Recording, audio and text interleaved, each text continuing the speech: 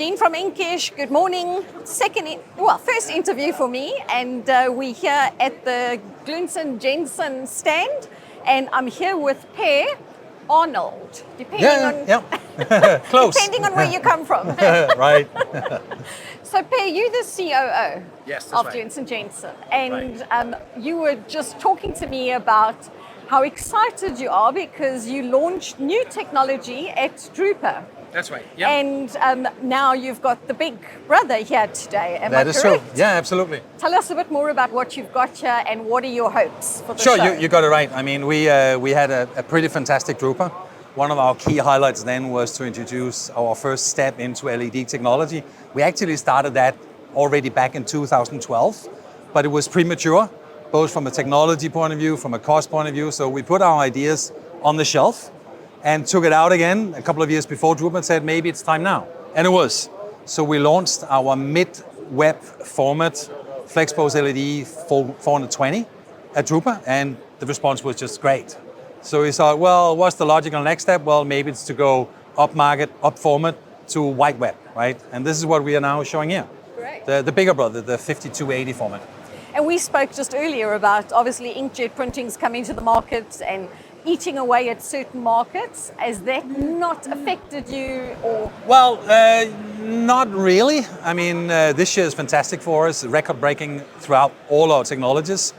I know a little bit about inkjet because I used to work for Fujifilm and Hewlett-Packard. I was in the Indigo business. I was with some of the Fujifilm inkjet business as well. And it's phenomenal technology. I used to sell jet presses and Indigos, right? But it seems to me that the market, first of all, is a little bit red ocean now. There are a lot of players from all over the world. And secondly, it seems that it's saturated a little bit. You know, the initial marketing pitch was you go digital or you perish. Now it's more a question of using the right tools for the right application. Like you have a toolbox and you have a small screwdriver, you have a mid format, you have a large one, right? All depending on the application you're going for, there should be an ideal tool for that. So I think the technologies live in unison. That's how I see it. And I think you're 100% correct. You know, we're forced to go that way, but not anymore. I think there's a place for everybody. Yeah. And I think, that's what everybody has now realized. And clearly you see a lot happening in the market you're focusing on. Otherwise you wouldn't have come up with a big brother. No, exactly. I mean, we are, I'm not saying that we are a very green company, but we are green conscious, right? We want to move away from UV tubes as fast as we can, move on to LED for obvious reasons, both from an ecological point of view, but certainly also from a business point of view. I mean, with the LED technology that's available now, as an example with this one here, it's all about performance, it's about quality, and it's about consistency in your output. So you get the same output over and over and over again of a decent quality level, right? You don't have a lot of fluctuations as what you can experience sometimes with UV technology.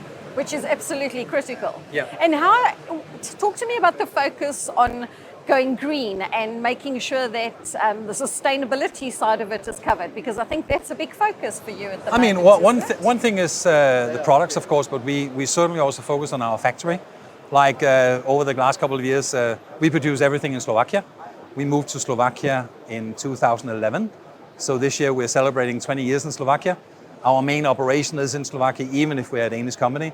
And a couple of years ago, we started introducing solar panels. So our factory is now almost completely driven by solar energy. So that's just one step in that direction, right?